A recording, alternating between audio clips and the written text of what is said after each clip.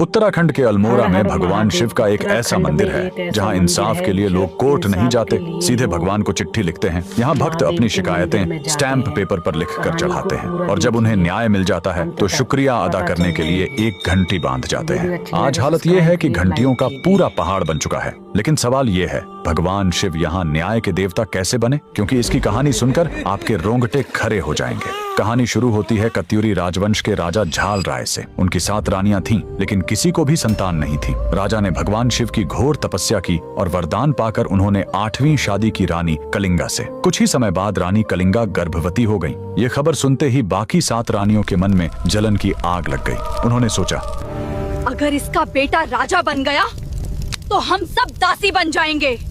तभी उन्होंने एक खौफनाक साजिश रची। जब रानी कलिंगा ने बेटे को जन्म दिया तो उन रानियों ने छल से बच्चे को मां से दूर कर दिया, ये कहकर कि पहले कुलदेवी को दर्शन कराएंगे, और चुपके से उस नन्हे राजकुमार को एक टोकरी में रखकर बहती नदी में फेंक दिया। इतना ही नहीं, उन्होंने पालने में एक सिलबट्टा, मसाला पीसने वाला पत्थर रख दिया और राजा से झूठ बोला, महाराज अनर्थ हो गया।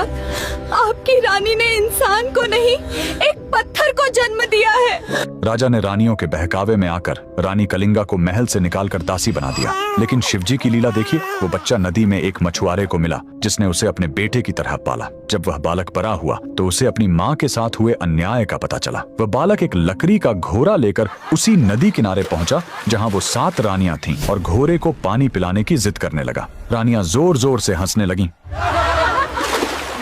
अरे मूर्ख, कहीं लकड़ी का घोड़ा भी पानी पीता है?